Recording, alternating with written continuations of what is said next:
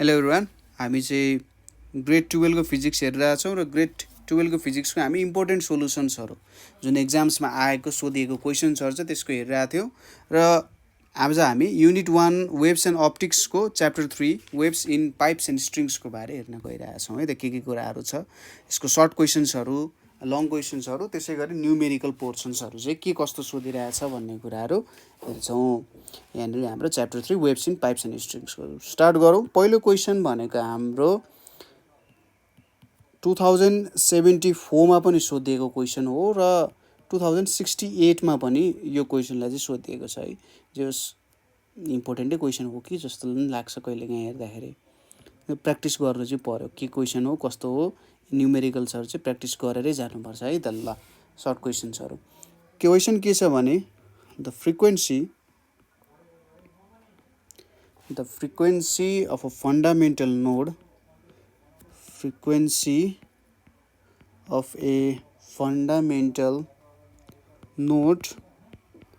of a closed organ pipe and that of an open organ pipe are same, and that of open organ pipe are same. What is the ratio of their lengths? What is the ratio of their lens भनेर सोधिरहेछ। Question एकदमै simple छ। यहाँनिर हाम्रो closed organ pipe र open organ पाइपको हामीलाई जस के थाहा हुनु पर्यो भन्दाखेरि कन्सेप्ट चाहिँ थाहा हुनु पर्यो है, के हुँदो रहेछ कसरी काम हुँदो रहेछ भन्ने कुराहरू बुझ्न जरुरी छ। जस्तै यहाँनिर म थोरै बुझाइदिइहाल्छु, फन्डामेन्टल नोडको बारे बुझाइदिइहाल्छु। यो एउटा हाम्रो के भयो त क्लोज्ड organ पाइप भयो। क्लोज्ड भने चाहिँ एक साइडमा क्लोज्ड हुन्छ, अर्को हुन्छ यसरी ओपन organ पाइप। यो ओपन organ पाइप दुईतिर के हुन्छ त ओपन हुन्छ होइन, कहीँनिरबाट पनि हावा जाने ठाउँ छ। यहाँ चाहिँ अब क्लोज्ड organ पाइपमा हावा ठोकेर बाहिर निक्लिनु पर्यो, यहाँ चाहिँ एकतिर इन्डबाट गएर अर्को इन्डबाट निक्लिन पाउँछ है त। यहाँनिर सपोज के हुन्छ भने वेब्सहरूको एउटा स्टेसनरी वेब्सहरू जेनरली फर्म भइरहेको हुन्छ। वेब्सहरू सुपर इम्पोज हुन्छ, वेब्सहरू सुपर इम्पोज भएर स्टेसनरी वेब्स फर्म हुन्छ। स्टेसनरी वेब्स फर्म हुनु भनेको के हो, नोड र एन्टिनोड बन्नु होइन, नोड र एन्टिनोड बन्छ। नोड कहाँनिर बन्छ त भन्दा जहाँनिर सबसे धेरै प्रेसर लाग्छ त्यहाँनिर नोड बन्छ, जहाँनिर प्रेसर कम छ त्यहाँनिर एन्टिनोड बन्ने काम गर्छ। सबसे धेरै प्रेसर भनेको त यो इनसाइड पोइन्ट्सहरूमा लाग्छ होइन, त्यहाँनिर एन्टिनोड नोड बन्छ। यता बाहिर नोड एन्टिनोडहरू बन्छ है। र एन्टिनोड कहाँनिर बन्छ भन्छ ठ्याक्कै यहाँनिर यो पोइन्टहरूतिर चाहिँ एन्टिनोडहरू बन्छ। भने चाहिँ फन्डामेन्टल नोड भनेको यसरी यहाँबाट आयो र यताबाट यसरी यो बन्ने भयो, ठ्याक्कै यो इन्डहरू चाहिँ मिल्न जान्छ। यहाँको इन्ड र यो इन्ड भनेको ठ्याक्कै एउटै पोइन्टमा भयो। यो भनेको हाम्रो नोड हुन गयो, यो हाम्रो एन्टिनोड भयो। जहाँनिर म्याक्स एम्प्लिट्युड हुन्छ त्यो हाम्रो एन्टिनोड हुने भयो, जहाँनिर मिनिमम एम्प्लिट्युड हुन्छ त्यो हाम्रो के हुने भयो त नोड हुने भयो। यो चाहिँ फन्डामेन्टलमा यसरी फर्म हुने भयो। त्यसै गरी हाम्रो जुन क्लोज्ड organ पाइप छ, सरी ओपन organ पाइप छ, त्यहाँनिर म्याक्सिमम प्रेसर भनेको यो एरियामा म्याक्सिमम प्रेसर हुन्छ है। दुईतिरबाट हावा आइरहेछ नि बिचतिर त खाँदिने भयो भनेपछि यहाँनिर एउटा नोड फर्मेसन हुन्छ, यो पोइन्टतिर एउटा नोड फर्मेसन हुन्छ र एन्टिनोडहरू त बाहिर फेर हुने भइहाल्यो। यसरी एउटा वेभ आउँछ यहाँबाट यसरी र अर्को वेभ पनि यसरी यहाँनिर आयो होइन, यहाँनिर वेभ फर्म भयो। यो हाम्रो एन्टिनोड हुने भयो, यतापट्टि पनि एन्टिनोड हुने भयो, नोड हुने भयो। सपोज गरौँ यो यसको लेन्थ एल छ होइन र यतापट्टि यसको लेन्थ पनि एलै छ। अब यिनीहरूको वेभलेन्थ जुन छ, यिनीहरूको वेभलेन्थको कुरा गऱ्यौँ भने अब सिम्पल कुरा छ। सपोज गरौँ यिनीहरूको वेभलेन्थ यदि ल्याम्डा नै हो भनेर सपोज गर्न सकिन्छ होइन, फन्डामेन्टल फ्रिक्वेन्सी भने चाहिँ त्यति सपोज गर्न सकिन्छ। ल अब यति दुईवटा कुरा त बुझ्यो हामीले। र क्वेसनले के सोधिरहेछ भने fundamental frequency of closed organ pipe र ओपन organ पाइपको सेम छ। र अब हामीले फर्मुला लेखौँ यहाँनिर, fundamental frequency of fundamental frequency of के त closed organ pipe, closed organ पाइपलाई हामीले के लेख्छौँ FO भनेर लेखौँ। यो भनेको कति हुन्छ, फ्रिक्वेन्सी भनेको हामीले भेलोसिटी बाई ल्याम्डा भनेर लेख्न सक्छौँ। यहाँनिर अब ल्याम्डा क्यालकुलेट गर्नु पर्यो नि, हेर्नुहोस् त नोड र एन्टिनोडको बिचको डिस्टेन्स कति हुन्छ, ल्याम्डा बाई 4 हुन्छ है, यति हुन्छ। भेलोसिटीलाई हामीले भिने भनेर लेखौँ भनेपछि एल इज इक्वल्स टु के हुने रहेछ, ल्याम्डा बाई 4 हुने रहेछ भनेपछि ल्याम्डाको भ्यालु 4L हुने रहेछ। हामीले के लेख्न सक्यौँ, B बाई 4L भनेर लेख्न सक्यौँ। यहाँनिर यति कुराहरू हामीले यहाँनिर लेखौँ र यहाँनिर लेखौँ कि यल क्लोज्ड भनेर लेखौँ। किन यल क्लोज्ड लेख्यौँ भन्ने कुरा हामी एकैछिनमा बुझ्छौँ है त। यो यल भयो, यहाँनिर हामीले LO भनेर LC भनेर लेख्यौँ, यहाँ LO भनेर लेखौँ। त्यसै गरी fundamental frequency of open organ pipe, open organ पाइपको F हामीले यहाँनिर क्लोज लेख्यौँ है, यहाँनिर हामी FC भनेर लेखौँ, FC यतापट्टि FO भनेर लेखौँ। यो पनि B बाई ल्याम्डा O भनेर लेखौँ, यहाँनिर यता C यता O। अब B भने चाहिँ B भइहाल्यो, यति लेन्थ भनेको ल्याम्डा O बाई 4, यति भनेको ल्याम्डा O बाई 4 नै हुन्छ। अब यो दुइटा जोड्दा ल्याम्डा O बाई 2 भयो भनेपछि ल्याम्डा भनेको कति हुने भयो त, अथवा L0 भनेको चाहिँ हाम्रो ल्याम्डा नट बाई 2 हुने भयो, अथवा ल्याम्डा नट भनेको 2L0 हुने भयो। यहाँनिर कति आउने भयो, 2L0 हुने भनेर आउने भयो। हामीलाई यहाँनिर यो कन्सेप्ट किन युज गऱ्यौँ अथवा लेन्थहरू किन बेग्लै लियौँ भने यसले भनिरहेछ कि फ्रिक्वेन्सी सेम छ। यदि फ्रिक्वेन्सी सेम छ भने लम्बाइ बेग्लै हुनु पर्यो, पाइपहरूको लेन्थ बेग्लै भएन भने क्लोज्ड organ पाइप र ओपन organ पाइपले मरिकाटै कहिले पनि के गर्न सक्दैन त, सेम नोट क्रिएट गर्न सक्दैन। र क्वेसनले क्लियरली के भनिरहेछ, फन्डामेन्टल नोट भनेर भनिरहेछ। जुन हाम्रो फर्स्ट नोट छ त्यो चाहिँ दुइटैको के छ त, सेम छ भनेर भनिरहेछ। र एउटै लेन्थ भयो भने त्यो क्रिएट हुन सक्दैन होइन, एउटै लेन्थ भयो भने त्यहाँनिर फन्डामेन्टल नोट चाहिँ इक्वल आउन सक्दैन। त्यो भएर हामीले यो लेखेको हो। क्वेसनले भनेअनुसार अब बाई क्वेसन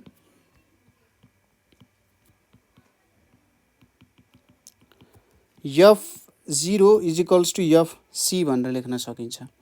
F0 भनेको V बाई 2L0 भयो र यतापट्टि B बाई 4LC हुने भयो। V र V क्यान्सल हुने भयो होइन, अथवा हामीले यहाँनिर रेसियो सोधेको छ, रेसियो सोधेको छ भने चाहिँ यसरी लेख्न सकिन्छ,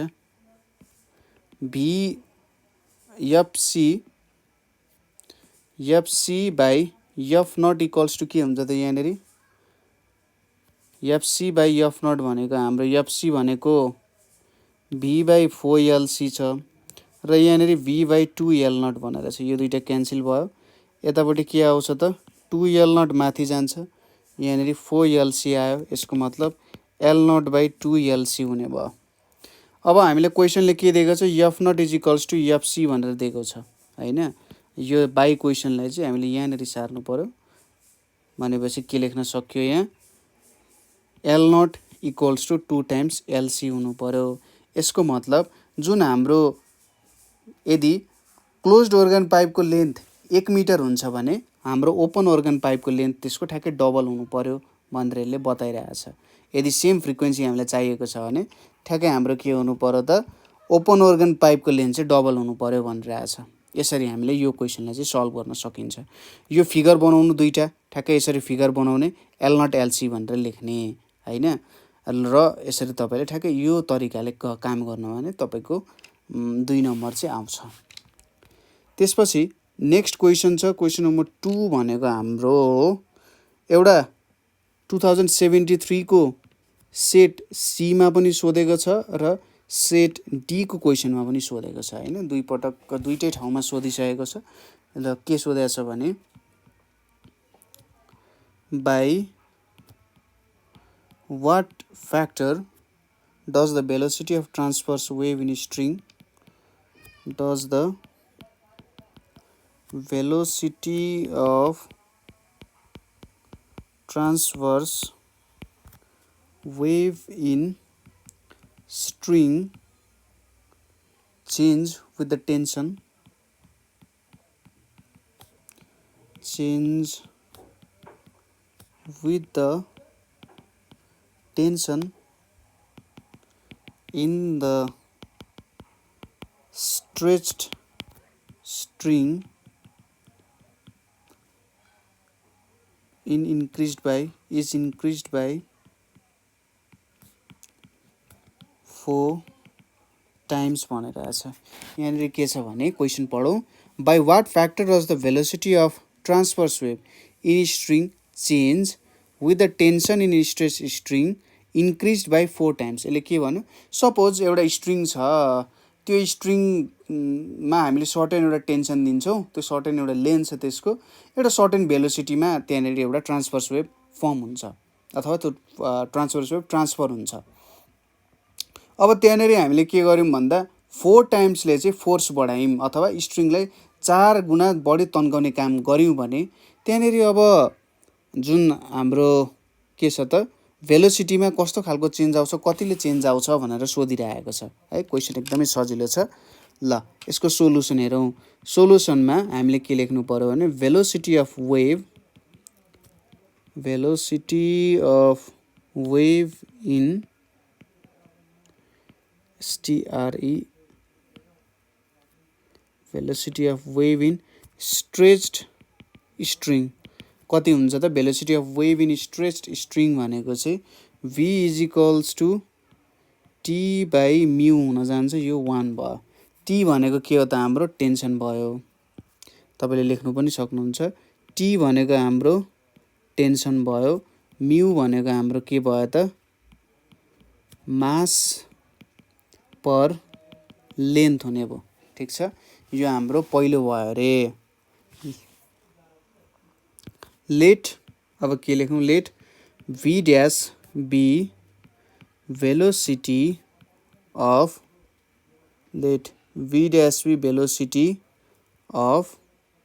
wave when velocity of wave when tension is increased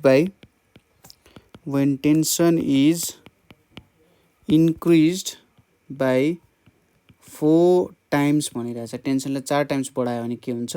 V dash equals to हामीले के लेख्न सक्छौँ? 4T बाई म्यू भनेर लेख्न सकिन्छ नि, हैन? यति लेख्न सकिन्छ। अब यति लेखिसकेपछि टेन्सनलाई 4 टाइम्सले बढाएको त हो, पहिले T थियो, अब 4T बनायो। यो 4 लाई बाहिर निकाल्ने हो भने के हुन्छ? यहाँनिर 2T बाई म्यू आउन जान्छ। अब हामीले के लेख्न सक्छौँ? बाई इक्वेसन 1 मा के छ? V = T बाई म्यू छ नि, भनेपछि हाम्रो V डैश इक्वल्स टु के हुने रहेछ? 2V हुने रहेछ, हैन? अब यहाँनिर के लेख्न सक्यो? सो द भेलोसिटी चेन्जेस अथवा velocity is increased by 2 times. Velocity चाहिँ 2 टाइम्सले इन्क्रिज हुँदो रहेछ यदि हामीले टेन्सनलाई 4 टाइम्सले बढायौँ भने, हैन? त्यति कुरा त हो। यसरी गर्न सिम्पल क्वेसन्सहरू हुन्छ। जेनरली यहाँबाट म्याक्सिमम सोधिने भनेको यसरी न्युमेरिकल टाइपकै सोधिरहेको हुन्छ, हैन? एउटा कसरी चाहिँ तपाईँले बुझ्नु भएको छ, फर्मुलाहरूसँग कतिको फ्यामिलियारिटी छ, तपाईँहरूलाई अब हार्मोनिक्सको कुराहरू, ओभरटोन्सको कुराहरू, हैन? हो त्यस्तो कुराहरू धेरै सोधिरहेको हुन्छ। त्यही भएर त्यो कुराहरू चाहिँ मजाले स्टडी गर्नु होला है। वेभ्स इन पाइप्स एन्ड स्ट्रिङ्सको open organ pipe, closed organ pipe, त्यसै गरी यो रेजोनेन्स ट्युब एक्सपेरिमेन्टहरू, एन्ड करेक्सनहरूको बारेमा, हैन? र जुन हाम्रो V = T बाई म्यू वाला एक्सपेरिमेन्ट छ, हो त कसरी आयो? स्ट्रेच स्ट्रिङको वेभ्सहरूमा, ट्रान्सभर्स स्ट्रिङहरूमा अथवा स्ट्रेच स्ट्रिङमा चाहिँ कसरी वेभहरू ट्रान्सफर हुन्छ र त्यहाँनिर कस्तो हार्मोनिक्स हुन्छ, कस्तो ओभरटोन्सहरू हुन्छ, हो त्यो कुराहरू बुझ्ने, कसरी प्रोड्युस हुन्छ त्यो कुराहरू, हो त्यो कुराहरू पनि बुझ्न जरुरी छ है त। ल यो हाम्रो एन्सर आयो। नेक्स्ट क्वेसन छ हाम्रो 2072 को सप्लिमेन्टरीमा सोधेको क्वेसन छ। सप्लिमेन्टरीको क्वेसन हो यो। क्वेसनले के भनिरहेछ भने the six strings of a guitar are of the same length are of the same length and are under nearly the same tension and are nearly under same tension but have different thickness but have different thickness. On which string do wave travels the fastest? On which string waves travel the fastest भनेर सोधिरहेछ। Question एकदम simple छ, straight forward question छ। क्वेसनले के भन्यो भने गिटारमा 6वटा तारहरू हुन्छन्, त्यो 6वटा तारको सेम लम्बाइ हुन्छ र त्यहाँनेरि लाग्ने टेन्सन पनि सेमै हुन्छ, तर तिनीहरूको थिकनेस बेग्लै हुन्छ। थिकनेस भनेपछि तिनीहरूको डायमिटर भनेर बुझ्न सकिन्छ, डायमिटर बेग्ला बेग्लै हुन्छ। अब भन्नुहोस् कि कुन चाहिँ स्ट्रिङमा साउन्ड सबसे फास्टेस्ट ट्राभल गर्छ भनेर सोधिरहेछ। अब यसको लागि हामीले युज गर्ने फर्मुला भनेको v = t/μ हो, तर यहाँनेरि के इन्क्लुड हुनु पर्यो भन्दा एउटा डायमिटरको टर्म इन्क्लुड गर्न सक्नुपर्छ। अब डायमिटरको टर्म कसरी इन्क्लुड गर्ने, हाम्रो त्यही हो, मेन फोकस त्योनेरि आउँछ। यहाँनेरि सुरुमा हामीले के लेख्नु पर्यो भने velocity of wave in stretched stretched in stretched string is के लेख्न सकिन्छ, v = t/μ भनेर लेख्न सकिन्छ। अब यहाँनेरि t भनेको के हुन्छ, टेन्सन हुन्छ र म्यू भनेको मास पर लेन्थ हुन्छ हैन। t भनेको टेन्सन, म्यू भनेको मास पर लेन्थ भन्ने कुरा छ। अब यो मास पर युनिट लेन्थसँग हामीले खेल्न सक्नु पर्यो। म्यू भनेको के हो, मास बाई युनिट लेन्थ भनेर छ। अब डेन्सिटी भनेको सपोज यो डेन्सिटी भयो भने डेन्सिटी भनेको के हो, मास बाई भोल्युम हो हैन। अब भोल्युम भनेको के लेख्न सकिन्छ, एरिया इन्टु लेन्थ भनेर लेखियो अरे है, यति लेखियो। अब एरिया कुनै पनि स्ट्रिङको क्रस सेक्सनल एरिया भनेको त्यसको सर्कुलर हुन्छ नि त, यस्तो खालको सिलिन्डर हुन्छ नि त स्ट्रिङ त हैन, भनेपछि πr² हुन्छ, πr² टाइम्स लेन्थ भयो। अब रेडियस भनेको त के हुन्छ, डायमिटर टाइम्स 2 हुन्छ हैन, भनेपछि रेडियसको स्क्वायर भनेको के लेख्न सकिन्छ, 4d² लेख्न सकिन्छ। सरी उल्टो जी भएछ, यहाँनेरि रेडियस बाई 2 भनेको चाहिँ डायमिटर हुन्छ हैन, डायमिटर रेडियसको ठ्याक्कै डबल हुन्छ, त्यही भएर रेडियस ठ्याक्कै हाफ हुने भयो। यहाँनेरि r/4 हुन्छ, r²/4 अनि यहाँनेरि यो हुन्छ d² = r²/4। के लेख्न सक्यो त,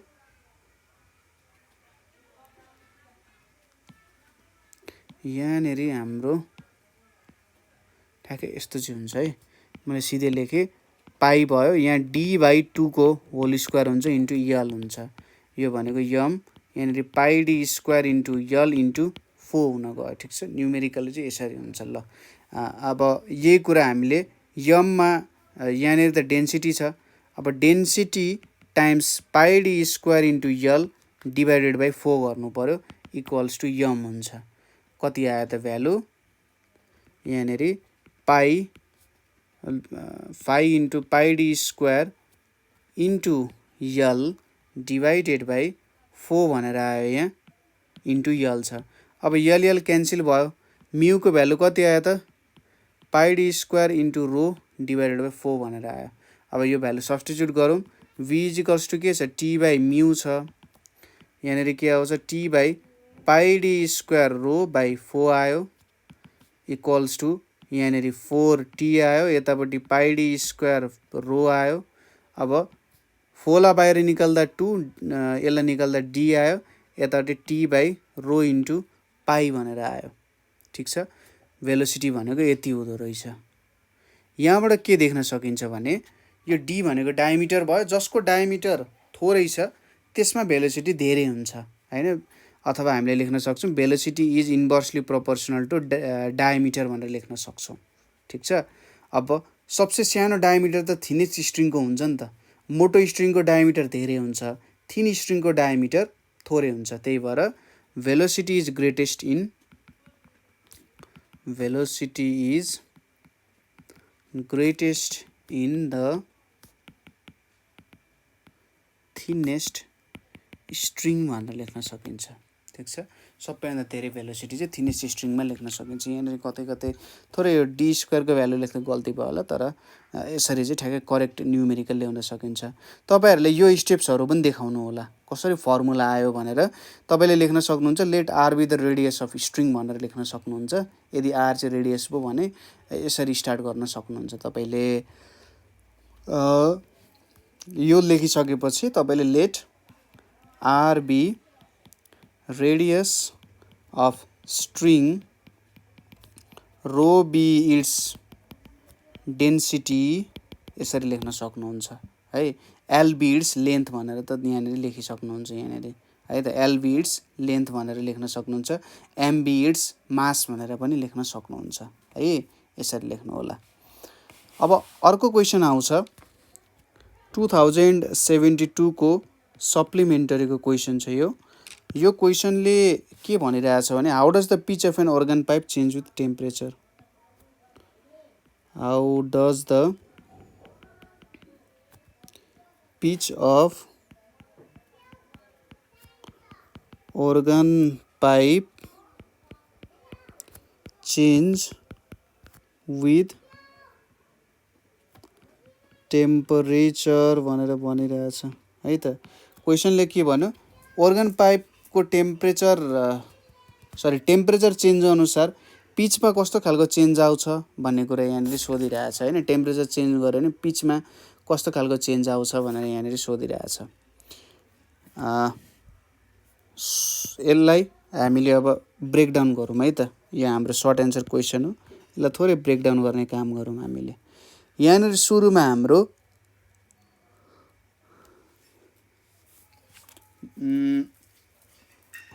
फ्रिक्वेन्सी र भेलोसिटी बीच कस्तो खालको रिलेसन छ भन्ने कुरा, कुनै organ पाइपमा कस्तो खालको रिलेसन छ भन्ने कुरासँग हामीले स्टार्ट गर्न सक्छौँ। जस्तै यदि त्यहाँनिर धेरै भेलोसिटी छ, हाई भेलोसिटी छ भन्नुको मतलब के हो त, फ्रिक्वेन्सी पनि ज्यादा छ है। हाई भेलोसिटी हुनुको मतलब फ्रिक्वेन्सी पनि धेरै छ, र लो भेलोसिटी हुनुको मतलब फ्रिक्वेन्सी पनि थोरै छ भन्ने कुराहरू बुझ्न सकिन्छ त्यसरी हैन। हामीले जुन organ पाइपमा पढेको कुराहरू छ हो त्यो कुरालाई हेर्ने हो भने, त्यही भएर हामीले के लेख्न सक्छौँ, pitch is directly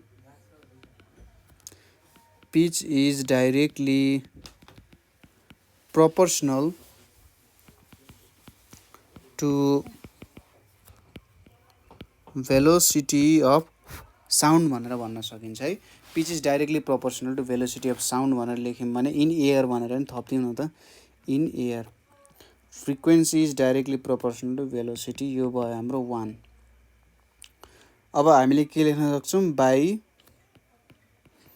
Laplace equation, ल्याप्लासको इक्वेसन अनुसार के लेख्न सक्यो, भेलोसिटी भनेको चाहिँ gamma into pressure divided by density, यसलाई इक्वेसन 2 भन्यो।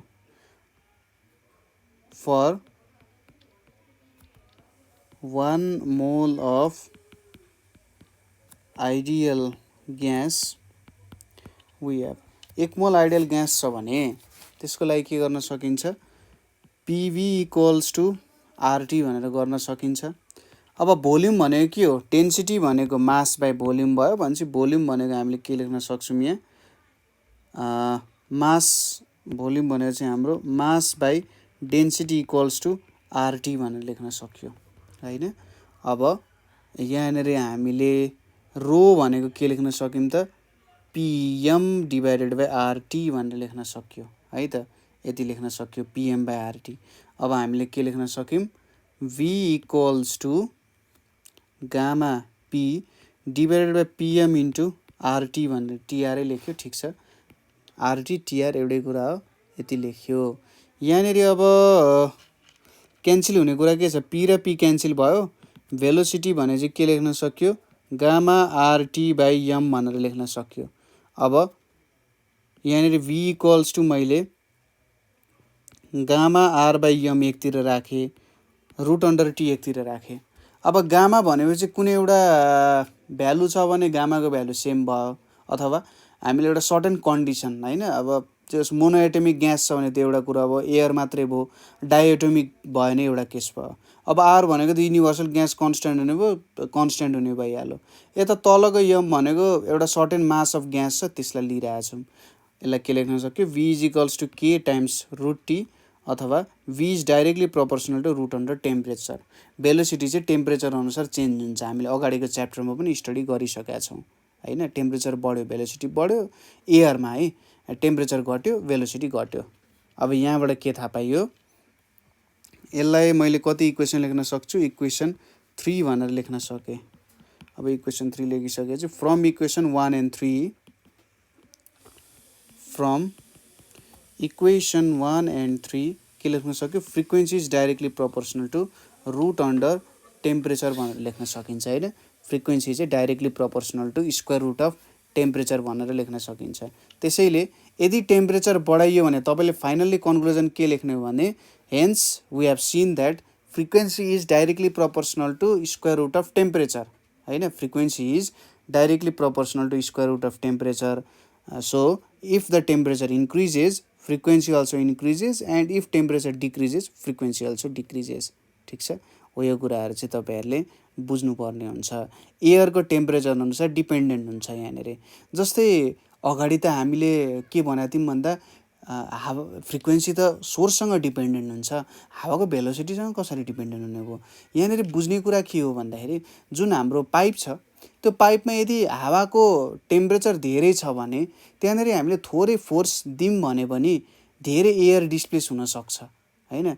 यदि हावाको एकदम टाढा टाढा छन्, टेम्परेचर धेरै हुनुको मतलब त हावाहरूको एकदम हाई भेलोसिटी छ होइन। हाई भेलोसिटी भयो चाहिँ थोरै प्रेसर दियो भने पनि, अथवा थोरै फोर्सले हामीले एयरहरूलाई एकअर्कासँग ठोक्काउन सक्यौँ भने पनि त्यसमा चाहिँ के हुनसक्छ त, हाई फ्रिक्वेन्सी क्रिएट हुनसक्छ। तर एकदम टेम्परेचर कम छ, टेम्परेचर कम छ भने मुभमेन्ट स्लो हुन्छ, त्यही भएर धेरै फोर्स लाग्ने भइहाल्यो तिनीहरूलाई एउटा फ्रिक्वेन्सी क्रिएट गर्नको लागि। त्यसरी बुझ्न सकिन्छ।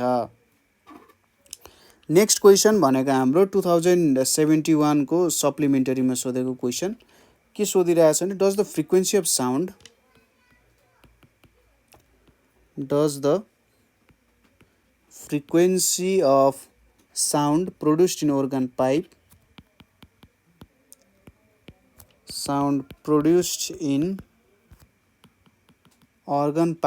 change with its diameter? Explain.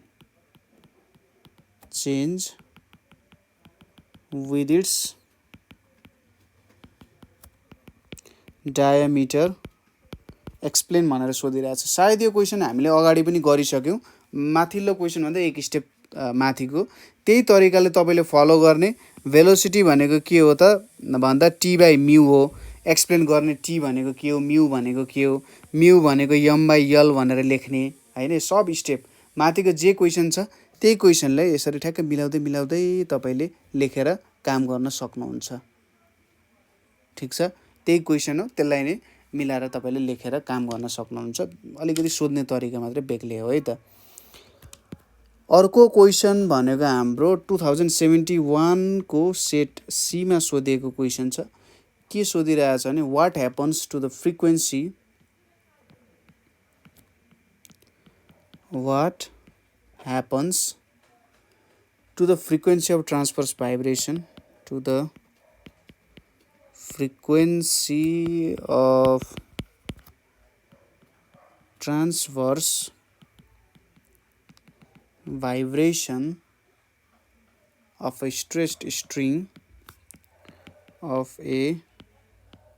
stretched string, if the tension is halved, if the tension is halved and cross section is doubled, and cross section is doubled। ल क्वेसनले के भन्यो भने, कुनै एउटा स्ट्रेच्ड स्ट्रिङ छ हैन, सिम्पल छ क्वेसन, र त्यो स्ट्रेच्ड स्ट्रिङमा के छ त ट्रान्सभर्स वेभ फर्म भइरहेको छ। अब त्यहाँनेरि हामीले के गर्यौं, टेन्सनलाई आधा गर्यौं र क्रस सेक्सनलाई डबल गर्यौं भने फ्रिक्वेन्सीमा कस्तो खालको चेन्ज आउँछ भन्ने कुरा सोधिरहेको छ है त। अब सुरुमा हामीले यहाँनिर के लेख्नु पर्यो भने सुरुमा फर्मुला लेख्ने, कुनै पनि स्ट्रेच स्ट्रिङमा फ्रिक्वेन्सी कसरी क्यालकुलेट गर्न सकिन्छ भन्ने कुराको फर्मुला। त्यति बेला the fundamental frequency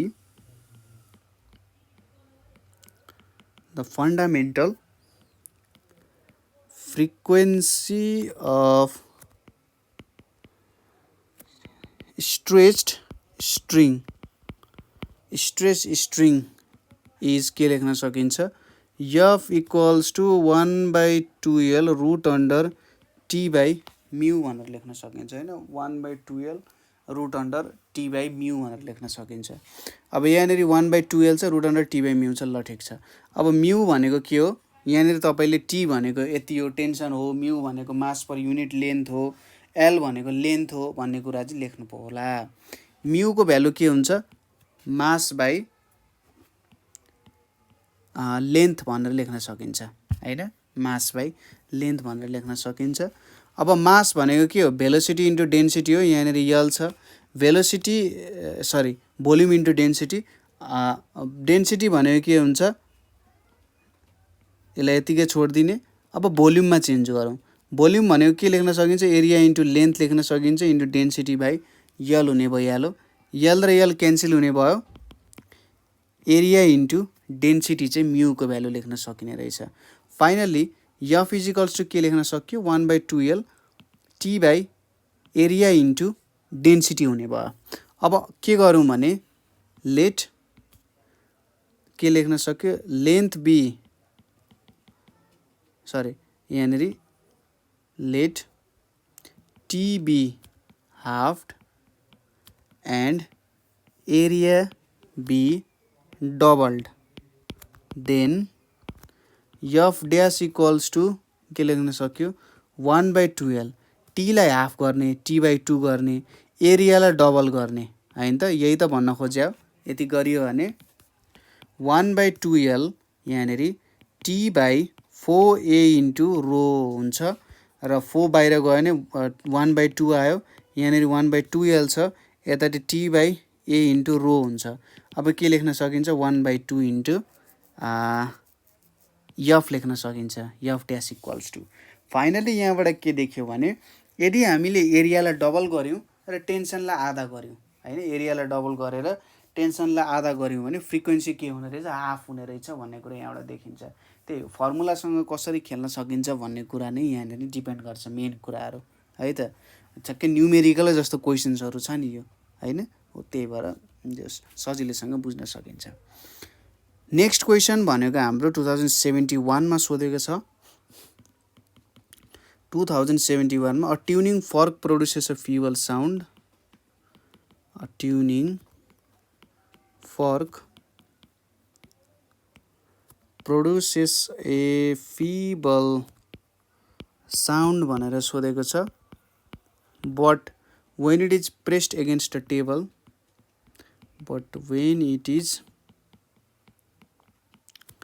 pressed against a table, a loud sound is heard. Why?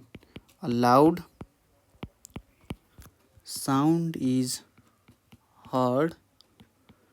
Why भनेर सोधिरहेछ। क्वेसनले के भन्यो त हामीलाई, एउटा ट्युनिङ फर्कले चाहिँ एकदम फिबल साउन्ड प्रोड्युस गर्छ, त्यत्तिकै तपाईँले ट्युनिङ फर्कलाई ठ्वाङ ठ्वाङ ठ्वाङ टेबलमा हान्नु हो भने त्यसले त्यस्तो राम्रो साउन्ड दिँदैन, एकदम मसिनो साउन्ड दिन्छ।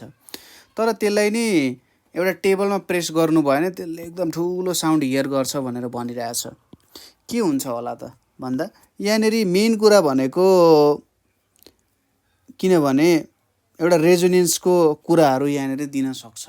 एक तरिकाले सोच्दा के रेजोनेन्स भएर चाहिँ ठुलो साउन्ड सुनिने हो त भन्ने कुराहरू त्यहाँनिर आउन सक्छ। अर्को कुरा भनेको यहाँनिर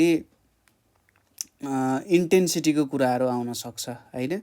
इन्टेन्सिटी भनेपछि धेरै लाउड साउन्ड सुनिने भनेपछि इन्टेन्सिटी ज्यादा भयो भने लाउडनेस ज्यादा हुनु भनेको इन्टेन्सिटी ज्यादा हुनु, अथवा इन्टेन्सिटी ज्यादा हुनु भनेको लाउडनेस पनि ज्यादा हुने हो होइन। लाउड साउन्ड हियर गर्नको लागि त्यो साउन्ड इन्टेन्स पनि हुनुपर्दो रहेछ, र इन्टेन्स साउन्ड सुनिनको लागि त्यहाँनिर अर्को कुरा के हुनुपर्छ भन्दा धेरै मास भयो भने धेरै इन्टेन्स साउन्ड पनि प्रड्युस गर्न सकिन्छ हैन। त्यो एउटा कन्डिसन अनुसार हामी यहाँनिर जान सकिन्छ। जस्तै अब यसको इम्पोर्टेन्ट पोइन्ट्सहरू लेख्ने हो भने 3-4वटा म इम्पोर्टेन्ट पोइन्ट्सहरू लेखिदिन्छु। पहिलो कुरा त के लेख्नु पर्यो भने without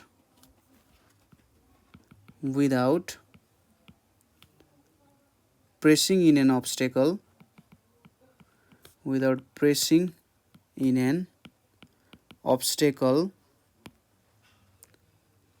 due to less mass of vibrating particles, लो के लेख्न सकिन्छ, लो अथवा यहाँनिर हाम्रो क्वेसन अनुसार फिबल साउन्ड इज हर्ड भनेर लेखौँ। फिबल साउन्ड इज हर्ड भनेर लेख्न सकिन्छ। ठिक छ। के छ त without pressing in an obstacle, कुनै अब्स्टेकलमा हामीले प्रेसै गरेको छैनौँ भने due to less mass of vibrating particles feeble sound is heard हैन, फिबल साउन्ड त्यहाँबाट सुनिन्छ। अब यसपछि हामीले के लेख्नु पर्यो भने when pressed against a table,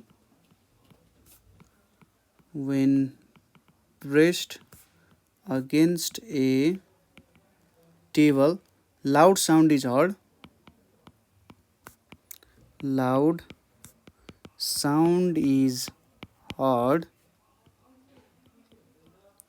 because higher mass of vibrating air,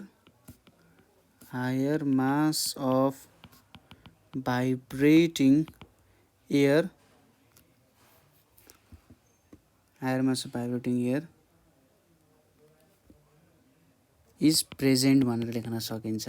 ठिक छ। यसरी हामीले लेख्न सकिन्छ। किन त भन्दा intensity of sound is directly proportional to mass of the vibrating particle. जति धेरै मास छन् त्यति धेरै भाइब्रेसनहरू आउन सक्छन्, अथवा कति धेरै पार्टिकलहरू छन् भन्ने कुरा पनि त हो नि हैन। जति धेरै पार्टिकलहरू छन्, जस्तै एउटा स्पिकरबाट ठुलो सुनिएला कि दुईटा स्पिकरबाट ठुलो सुनिएला जस्तै कुरा हो। एउटै सेम प्रकारको स्पिकरहरू छन्, मैले एउटा राखेँ र एउटा राख्दाखेरि एक प्रकारको लाउडनेस आउँछ, र दुईटा राखेँ भन्दा त्यस्तै खालको इक्वल्ली दुईटा लाउडनेस आउँदाखेरि त ठुलो सुनिन्छ नि हैन। त्यस्तै कुरा त हो नि यो पनि। म त्यही लेख्ने। धेरै मास अफ भाइब्रेटिङ पार्टिकल्स नहुनुको कारण सुरुमा चाहिँ फिबल सुनियो, तर अर्कोचोटि धेरै मास अफ भाइब्रेटिङ पार्टिकल्सहरू छन् त्यो भएर लाउडर सुनियो भनेर भन्न सकिन्छ। नेक्स्ट क्वेसन भनेको हाम्रो 2070 को छ।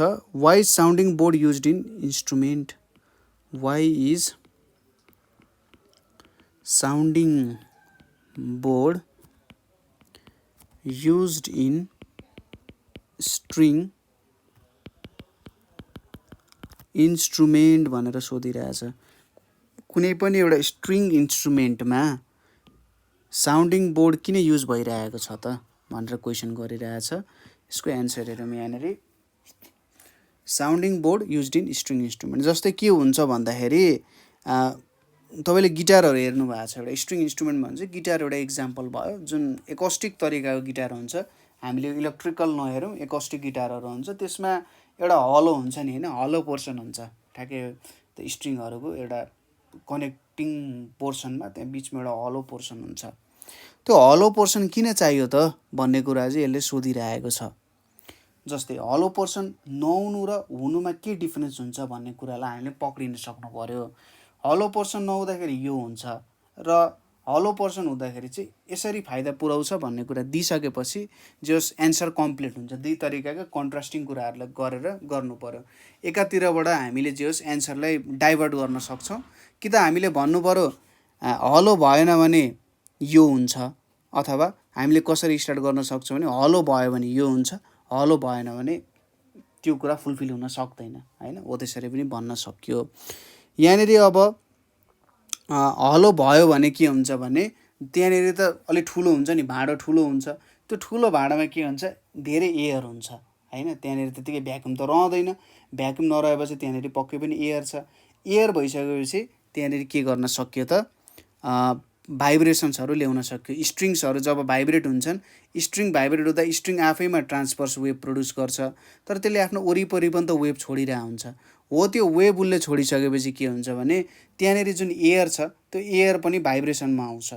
एयर भाइब्रेसनमा आइसकेपछि यदि एयरको भाइब्रेसन र त्यो स्ट्रिङको भाइब्रेसनहरू मिल्न गयो भने त्यहाँनिर रेजोनेन्स प्रड्युस हुनसक्छ। ठिक छ, जुन हाम्रो स्ट्रिङको भाइब्रेसन दिएको छ र जुन एयर आफ्नो भाइब्रेसन छ, यदि त्यो दुईवटा मिल्यो भने त्यहाँनिर रेजोनेन्स प्रड्युस हुन्छ र ठुलो साउन्ड सुन्न सकिन्छ है, ठुलो साउन्ड सुन्न सकिन्छ। हो त्यो भएर पनि भाइब्रेटिङ बडीको एरिया चाहिँ लार्जर राखिएको हो भनेर हामीले लेख्न सकिन्छ। पहिलो कुरा के लेख्नु पर्यो भन्दा the air inside the hollow body is set into vibrations मात्रै लेख्दा भन्दा नि फोर्स्ड भाइब्रेसन्स लेख्दा अझै राम्रो हुन्छ।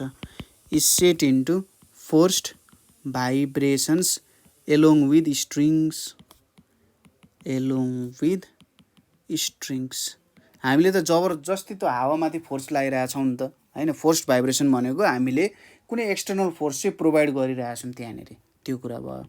दोस्रो पोइन्ट भनेको हामीले के लेख्न सकिन्छ भने अब फोर्स्ड भाइब्रेसन्समा त आयो, फोर्स्ड भाइब्रेसन्समा आइसकेपछि त्यहाँनिर के हुनु पर्यो, जुन स्ट्रिङको भाइब्रेसन हुने एउटा छ, स्ट्रिङले एउटा सर्टेन भाइब्रेसन्स दिन्छ र एयरको जुन एउटा नेचुरल फ्रिक्वेन्सीमा भाइब्रेट हुने कुरा छ त्यो दुइटा के हुनु पर्यो, म्याच हुनु पर्यो होइन। हामीले के लेख्नु पर्यो, when the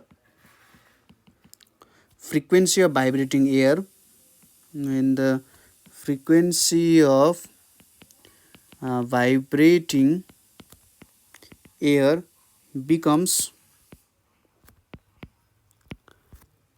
equal to its natural frequency होइन, इट्स नेचुरल फ्रिक्वेन्सी भन्न खोजेको जुन स्ट्रिङले भाइब्रेसन दिइरहेछ त्यो भाइब्रेसन र एयरको नेचुरल फ्रिक्वेन्सी चाहिँ म्याच हुन गयो भने भनेर भनिरहेछ। Natural frequency the resonance occurs and maximum sound will be produced and max sound will be produced भनेर भनिरहेछ। ठिक छ, अब यहाँनिर 10 the loudness of sound is more for larger area vibrating body, so string इन्स्ट्रुमेन्ट्सहरू चाहिँ हुन्छ भनेर। अब यसले के भन्यो, लाउडनेसको कुरा आयो। लाउडनेसले के भन्यो, हामीले के भनेको थियौँ अगाडिको क्वेसनमा भन्दा धेरै मास भयो भने के हुन्छ, भाइब्रेटिङ बडीहरू धेरै भयो र धेरै भाइब्रेटिङ बडी हुनु भनेको लाउडनेस बढाउनु हो। यसको मतलब हामीले गिटारको जुन भित्रको पोर्सन छ त्यसलाई हलो बनायौँ, त्यो हलो भने चाहिँ खाली छ, खाली भयो भने चाहिँ त्यहाँनिर हावा छ, धेरै खाली भयो भने के हुन्छ, त्यहाँनिर धेरै हावा हुने भयो, धेरै हावा भइसकेपछि त्यहाँनिर धेरै भाइब्रेसन हुन पायो होइन। धेरै भाइब्रेसन भएपछि के भयो, ठुलो लाउड साउन्ड हियर गर्ने भयो। त्यसलाई चाहिँ कन्क्लुजनमा इन्क्लुड गर्न सक्नुहुन्छ तपाईँले।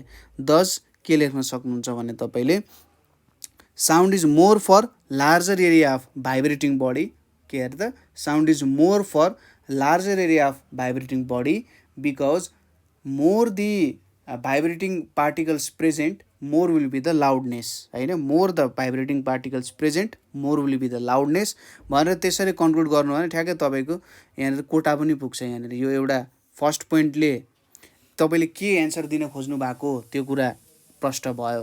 दोस्रो पोइन्टले के दियो त भन्दा त्यहाँनिर चाहिँ हामीलाई किन नै एक्ज्याक्टली किन चाहियो भन्ने कुरा, जुन रेजोनेन्सको कुरा छ रेजोनेन्सको कुरा इन्क्लुड गर्नुभयो। र लास्ट तपाईँको पोइन्ट जुन छ कि लार्जर भाइब्रेटिङ बडी भइसकेपछि त्यहाँनिर धेरै लाउडनेस सुन्न सकिन्छ, त्यसले सबै कुरालाई चाहिँ के सपोर्ट गर्यो भने त्यो कुरा नभई नहुने रहेछ है होइन। साउन्डिङ बोर्ड नभए स्ट्रिङ इन्स्ट्रुमेन्ट्सहरूको काम रहेन रहेछ भन्ने कुरालाई ठ्याक्कै उसले चाहिँ प्रुभ गर्न सक्यो है। त्यो 3टा पोइन्ट्सहरू चाहिँ इन्क्लुड गर्न सक्नुहुन्छ। ठिक छ, अर्को क्वेसन भनेको हाम्रो 2069 को सप्लिमेन्टरीको क्वेसन छ। क्वेसनले के सोधिरहेछ भने एक्सप्लेन विथ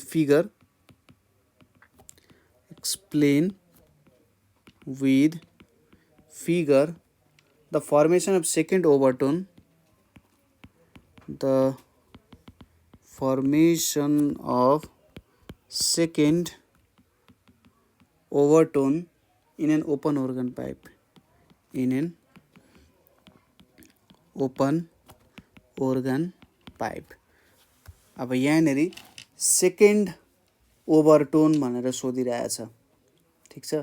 अब सेकेन्ड ओभरटोन भनेपछि यसले के दिन खोज्यो होला त? जस्तै फर्स्ट ओभरटोन सेकेन्ड ओभरटोन भन्ने कुरा आउँछ।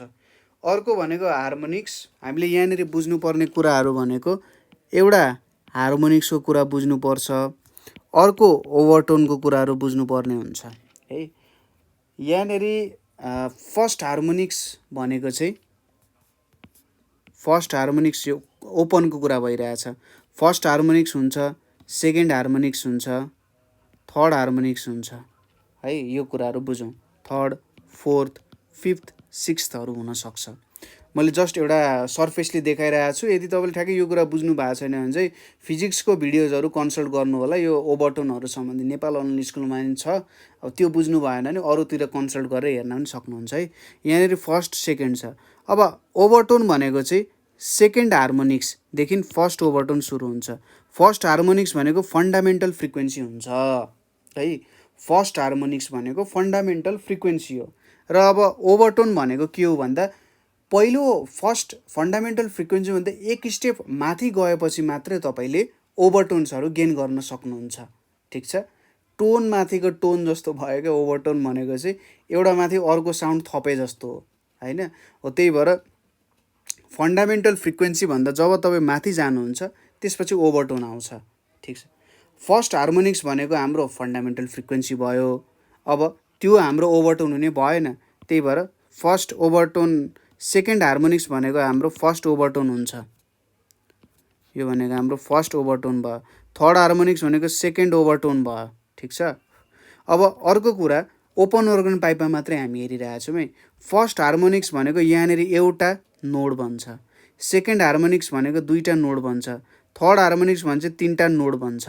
अब थर्ड हार्मोनिक्स र सेकेन्ड ओभरटोन भनेको त सेम कुरा हो। त्यही भएर सेकेन्ड ओभरटोनमा पनि तिनवटा नोडको क्रिएसन हामीले गर्नुपर्ने हुन्छ। मैले चाहिँ यसरी बुझाएको छु है त। फर्स्ट हार्मोनिक्समा एउटा नोड हुन्छ, सेकेन्ड हार्मोनिक्समा दुईवटा नोड हुन्छ, थर्ड हार्मोनिक्समा तिनवटा नोड हुन्छ, फोर्थ हार्मोनिक्समा चारवटा। अब ओभरटोन भनेको सेकेन्ड हार्मोनिक्सदेखि सुरु हुन्छ। फर्स्ट ओभरटोन भनेको सेकेन्ड हार्मोनिक्स हो, दुईवटा नोड भयो। सेकेन्ड ओभरटोन भनेको थर्ड हार्मोनिक्स हो, तिनवटा के भयो त नोडहरू भयो होइन। यो कुरा बुझ्नुभयो होला, एकदम इम्पोर्टेन्ट कुरा हो। यो चाहिँ क्लियर हुनु होला, नभए न्युमेरिकलमा धेरै झमेला हुनसक्छ, बुझ्न धेरै अप्ठ्यारो हुनसक्छ है। ल अब यहाँनिर हामी एउटा ओपन अर्गन पाइप बनाऊँ। ट्याक्क लाएर यो यतापट्टि स्वाट एउटा पाइप आयो होला, यहाँनिर एउटा स्वाट आयो, त्यसपछि यो एउटा स्वाट आयो। ल यति आइसकेपछि हामी अब के गर्नु पर्यो, हामीलाई चाहियो यहाँनिर तिनवटा नोडहरू 1 2 र 3। ल यहीँनिर बनाइयो अरे, ल जे होस् होस्। यसपछि यहाँबाट टक्क यहाँबाट ठ्याक्क सुरु हुन्छ। यहाँनिर एउटा नोड आयो, त्यसपछि ठ्याक्क यसरी आयो, यहाँनिर आयो, यहाँनिर आयो, यसरी आयो। ल यो एउटा बनियो। त्यसपछि यतापट्टिबाट नि सुरु हुन्छ, यहाँनिर आयो,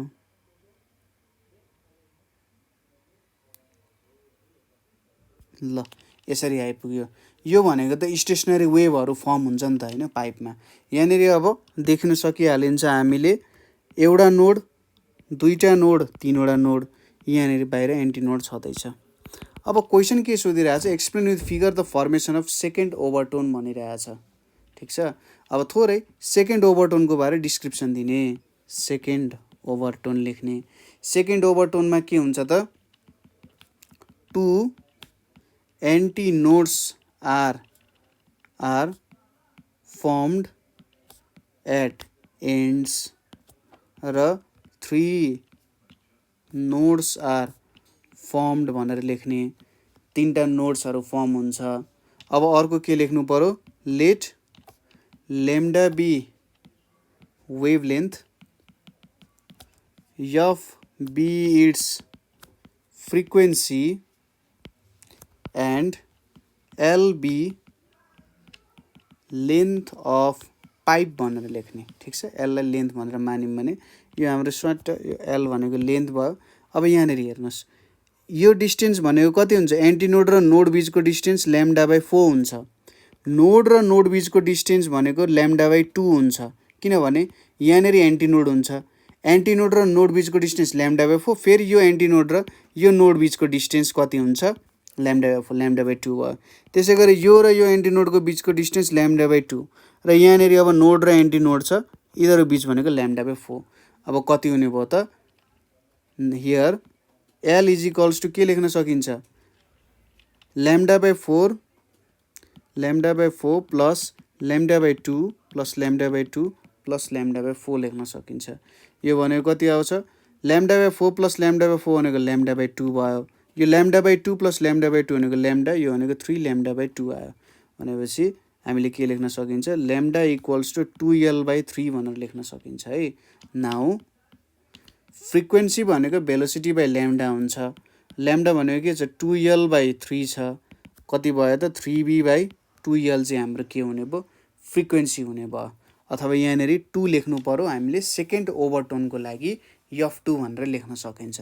यसरी अगाडि मैले सिकाएको कुराले तपाईँले गर्न सक्नुहुन्छ ओपनमा। अब क्लोज्डको क्वेसन आउँदाखेरि क्लोज्डकै तरिकाले हेर्न सकिन्छ, ठिक छ। ल कुनै कुनै क्वेसन अब पढ्ने स्टाइलको पनि छ क्या, जस्तै कस्तो छ भन्दाखेरि a loud sound is heard at के सोधेको छ भन्दा रेजोनेन्स भनेर सोधिरहेछ है। रेजोनेन्सको बेला चाहिँ ठुलो साउन्ड हियर हुन्छ भनेर सोधिरहेछ। अब रेजोनेन्सको बेला के हुन्छ भन्दा जेनरली हामीले के भन्छौँ, नेचुरल फ्रिक्वेन्सी र तपाईँले एउटा सर्टेन फ्रिक्वेन्सी दिनुहुन्छ र त्यति बेला एउटा नेचुरल फ्रिक्वेन्सी पनि हुन्छ। त्यो दुईवटा नेचुरल फ्रिक्वेन्सीहरू म्याच भइसकेपछि होइन, नेचुरल फ्रिक्वेन्सी र तपाईँको एउटा दिएको फ्रिक्वेन्सी म्याच भइसकेपछि त्यहाँनिर लाउड साउन्ड हियर हुन्छ भनेर भनिरहेछ। किन हुन्छ भन्दा त्यति बेला एम्प्लिट्युड म्याक्सिमम हुन जान्छ, ठिक छ। सबैभन्दा के हुन्छ, एम्प्लिट्युड त्यति बेला म्याक्सिमम हुन जान्छ। र तपाईँले एउटा ग्राफ पनि बनाउन सक्नुहुन्छ है।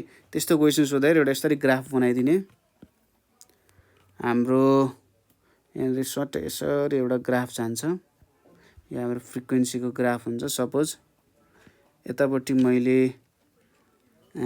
फ्रिक्वेन्सी लगायो भने यो टुप्पो भनेको हाम्रो के हुन्छ त,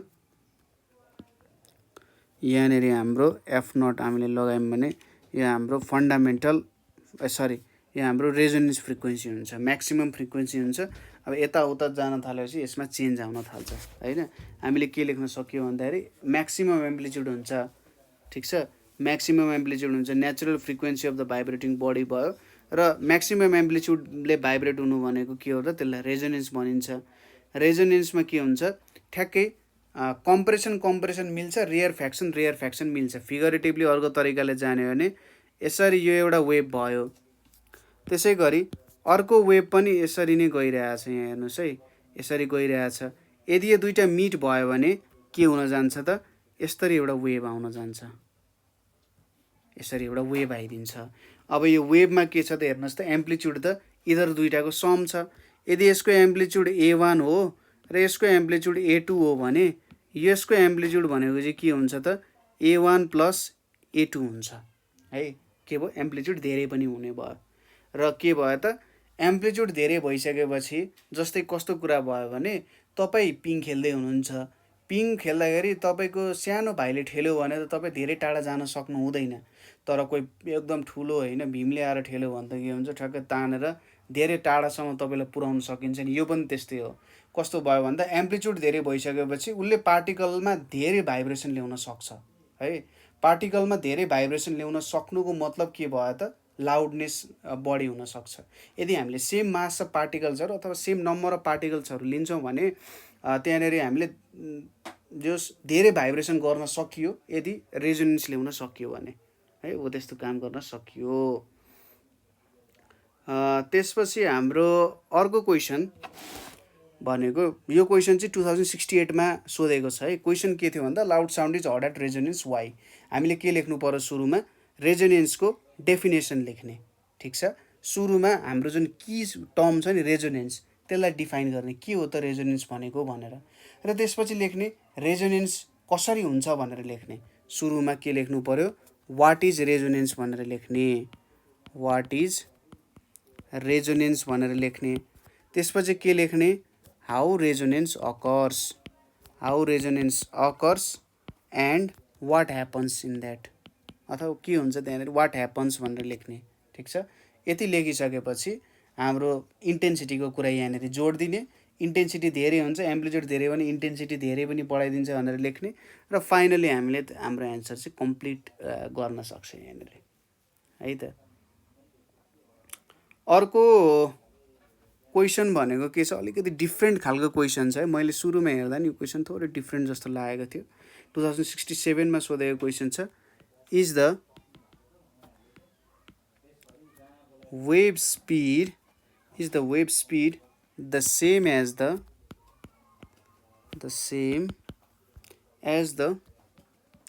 speed of any part of string, speed of any part of string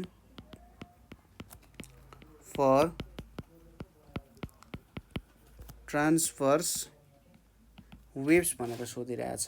क्वेसनले के सोध्यो भन्दा, र अर्को क्वेसन पनि यहीसँग जोडेछ, explain the difference between this two speeds, explain the difference between these two speeds भनेर भनिरहेछ।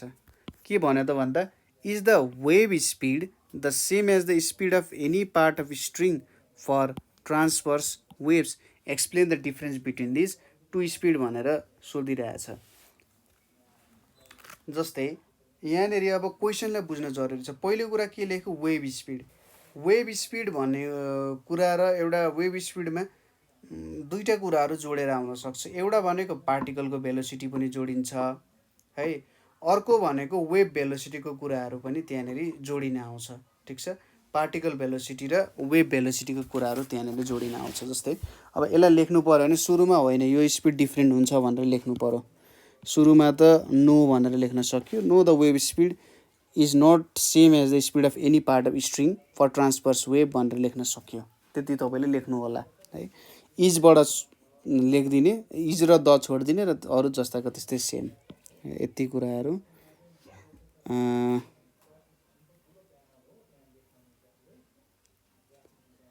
जस्तै नो अनि wave speed is not the same as the speed of any part of string for transverse wave भनेर लेख्न सकिन्छ। ठिक छ, यति कुराहरू भयो यहाँनिर। ल, यति कुरा लेखिसकेपछि किन डिफ्रेन्ट हुन्छ भन्दा, because of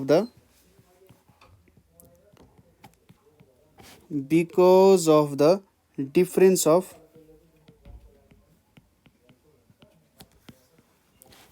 wave velocity and particle velocity,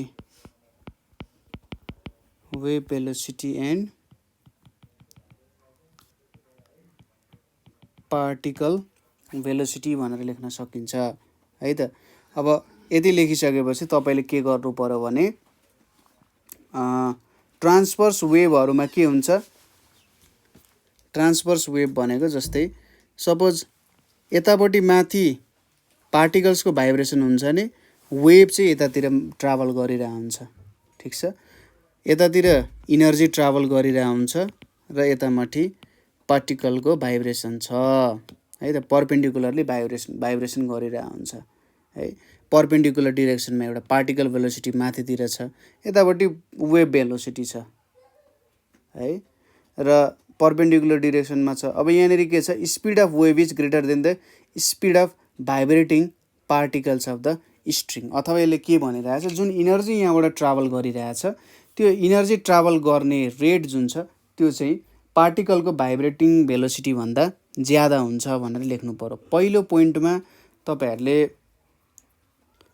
यहाँनिर हाम्रो पहिलो पोइन्टमा के लेख्न सक्नुहुन्छ भने vibration of particles and wave is perpendicular